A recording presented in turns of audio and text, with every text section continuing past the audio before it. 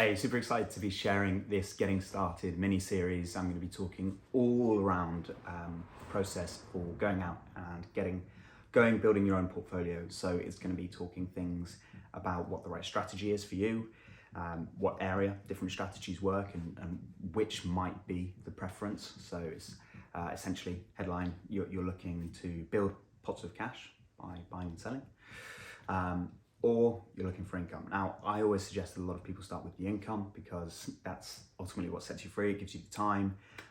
If you had 5 buy-to-lets in the back streets of Wales, they're going to be bringing in something like 1,500, £2,000 a month. That's, replaces your income almost for the average population.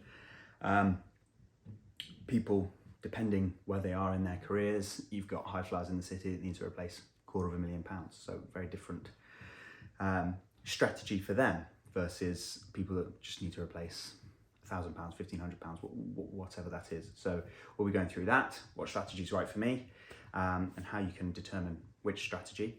We're going to be talking through areas. So are we looking for income? Is that single lets? Is it HMOs? Is it a mix of both? Is it capital appreciation down here in the southeast? So we'll be going through that as well. Once you've determined what strategy is right for you from a numbers point of view and income to move you forward in wealth generation, where do you start? How do you start?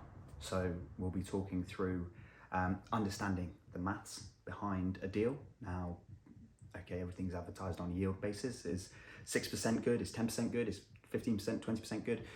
Where do you want to be and where are you going to receive those proportions, most likely?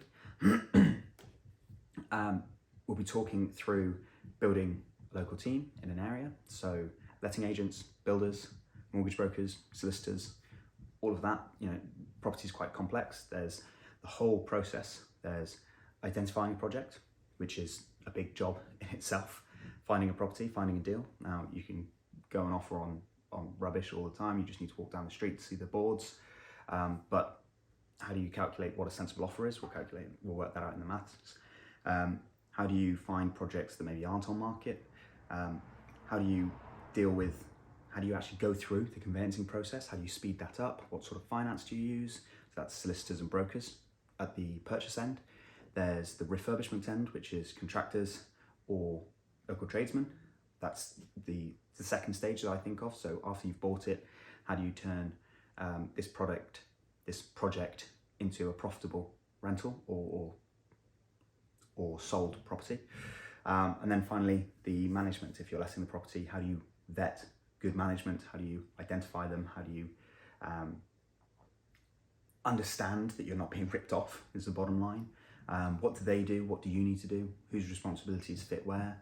And finally, after all of that process, what's the refinance strategy? And that's engaging with your broker again, engaging with solicitors again, understanding that process so that you can finish that property, put it in a box and start the hunt for the second. That's really the beauty of property. It's a cycle, and the faster you can turn that cycle or funds, the faster you're going to progress. So yeah, look out for that one, which is going to be a deep dive in each of those topics. And looking forward to helping people get started and progress through.